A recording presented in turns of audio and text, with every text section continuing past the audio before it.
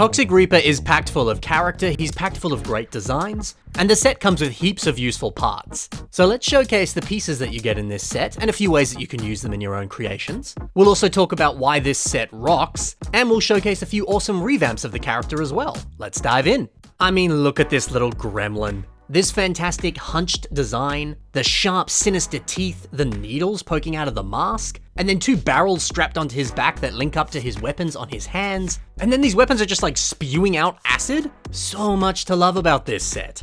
And hey, this was one of the cheaper Breakout Hero Factory sets. This dude packs in so many brilliant details, and does it with so few pieces. It all works together so well to create one of the most distinct visual looks of any Hero Factory character. Alright, let's remove the head and I'll show you this body design. So the main piece that's being used here to design this torso is this beautiful connector piece. When you place this on the torso, you can add some armor over the top and also the neck as well. And look at that, what a really cool torso design you got going on. Unfortunately, it gets a little bit covered up by the head on the final product, but it is a sweet design, isn't it? Looks great and doesn't use too many pieces. Couple that with the bent knees, the hunched neck, he's just got such a distinct silhouette. Yeah, Hero Factory does such a good job with their character design, and I think this is one of the best examples of a really good villain. So well made and with so few pieces. Now speaking of pieces, let's discuss some of the different parts that come in this set and how you can use them. Toxic Reaper comes with these lime CCBS joints, and hey, anytime you get a different colored version of a CCBS bone piece, that's a good thing, because it opens up so many wonderful creative possibilities, and if you've got a very specific color scheme going on, well, it's easier to tailor it to your needs. For example, Brandon Builds has used these lime joints on his Liwa revamp. See how they've been left unarmored up the top here? Yeah, that's why I think these pieces are so helpful. Yeah, when you get a part like this in lime, it suddenly becomes the perfect piece that you can use to achieve a very slim and sleek design. A design that matches the agile and athletic look that Liwa has. And look, if you didn't have access to lime versions of this piece, you just couldn't do something like this. It's so helpful to get these very versatile pieces in multiple different colors. Let's keep that trend going and talk about the other lime joint that you get in this set. So Peter Shaker uses these on another Liwa revamp, and they're being used here on the lower legs, and that's literally all that these lower legs are using. But see, I like the simplicity of this, because to me it looks like a modern version of the legs that we see on Liwa Mutta. And then using these modern pieces, you can also get a little bit more posability out of these legs. And isn't that always a good thing? A simple design, but a really good one. And then in the accidental Oops All Liwa episode, we have another Liwa mock, this one's by Patrick Biggs. And if we take a look up on the upper arms here, we can see more of these small lime joint pieces. And it's the perfect thing to use to achieve a very slimmed down design. Simplistic, but beautiful. Toxic Reaper comes with these barrels on his back. Now, they use these 2x2 dome pieces, and then an astromech droid body, but in lime. IGU uses this piece for a very nice custom Toxic Reaper gun design. Loading these pieces into the bottom of this blaster makes it look like it's ammunition, but I suppose in this context, it's some kind of like interesting toxic waste ammunition that powers this very specific blaster. Regardless of what it is, it looks rad. This is a brilliant looking sci-fi weapon. And also, this one's a little bit of a teaser for an upcoming mock that we're going to talk about at the end of this video, which is a beautiful Toxic Reaper revamp, so stay tuned for that one. Toxic Reaper includes these sick green flame pieces. I remember when this set first came out, I was so excited to get these parts. Joxon uses these on a mock called the Dread Sorcerer, and he uses them in a few different ways. Looking up top, we can see one in the sorcerer's hand, and the other on their weapon. In this context, it looks like some kind of evil dark magic. And man, that magic looks super cool up against the black, white, purple, and gold color scheme of this mock, popping in all the right ways.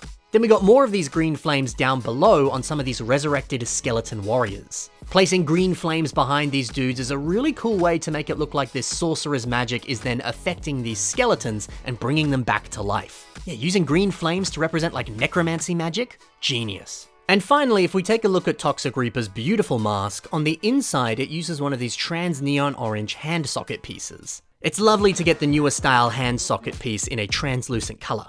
One thing you could easily use this for is a mock like this one, Tahu Lord of Fire by Brandon Builds. The idea of using trans neon orange pieces to make it look like Tahu is engulfed in flames, it's so cool. And this piece right here, that would be a big help to recreate a design like this one. Although ironically, I don't think this mock uses any of these pieces whatsoever. But still, if you yourself want to do something like this, using this piece is a really good starting point, and it would look good in this context. Okay, so that's how you can use some of the parts that come in this set.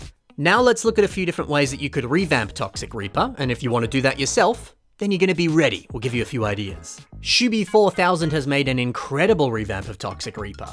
I love that it still captures the essence of the original, you know, using similar CCBS armor pieces. This shoulder design is almost identical. It's good to see stuff like that. One thing I love here, in this image you can see that the weapons look pretty much identical with a few different changes. But this mock has a cool feature where you can swap out the blasters and give him some claws. That's a really nice practical idea that works super well. And then trans green claws like this, it's good. It still continues those sort of like toxic vibes that the original weapon had. But it spices things up a little bit, changes it up, makes it fresh, makes it exciting. Raihi Kawai also reimagines this character, but this time he's nicknamed it Vipera. Looking up at the back here, isn't it cool to see those meltdown toxic waste barrels on his shoulders? You know, it fits the elemental powers of this character quite well, it's just fitting. Yeah, and think about it, you have characters like Meltdown and a character like Kuroda. Both of these dudes have toxic or poison related powers. And Kuroda, he looks decently similar to Toxic Reaper. Well, at least from a color perspective. So hey, given the fact that some of the colors are similar and the elemental powers are similar, why not take pieces from both of these different sets and then use them on your Toxic Reaper revamp? Or if you're revamping Kuroda, take pieces from Toxic Reaper and put them onto him. If any set is pretty similar to another one, it's a safe bet to say that those pieces are going to blend well together. And finally, here's IGU's revamp that I promised you before. So turning Toxic Reaper's hand cannons into handheld blasters? It's honestly freaking awesome. All these poses of him holding them, he just looks incredible. And a good solid blaster design like this, that's the perfect thing to make any character build 1,000 times cooler. And what a fun way to reimagine his original concept, right? It's still got similar vibes, but it's so fresh and it just feels totally different. That's always a good thing to see in a revamp. I like this nice pop of orange on the belt around the waist. It's a good way to inject a little bit more color into the design. Oh, and also this shoulder design, using Kuroda's masks there for shoulder armor. I love how they've taken advantage of the little like unicorn horn that Kuroda has on his mask, because now he's got some cool spiky shoulders. Sick. And plus, he has a tail now. If you'd told me you were going to put a tail on Toxic Reaper, I don't know, I think I wouldn't have liked that idea, but seeing it in action here looks pretty good. You know, this might just be my favorite ever revamp of Toxic Reaper. I love what's being done here. So there you go everyone, that's some ways that you could use the pieces that come in this set in your own mocks. That's how you could revamp this character, and that's why Toxic Reaper is amazing. If you liked the revamps that you saw in today's episode, be sure to check the links in the description below. I'll have links to all of the mocks that I featured. Be sure to check out those builders, give them a follow, give them a like, and let them know what you think of their incredible mocks. Plus, if this stuff inspired you, you know their other stuff's gonna give you some inspiration as well. Alrighty, but that's it for today's episode, guys. Thank you so much for watching. I love you tons. Happy building, and bye for now.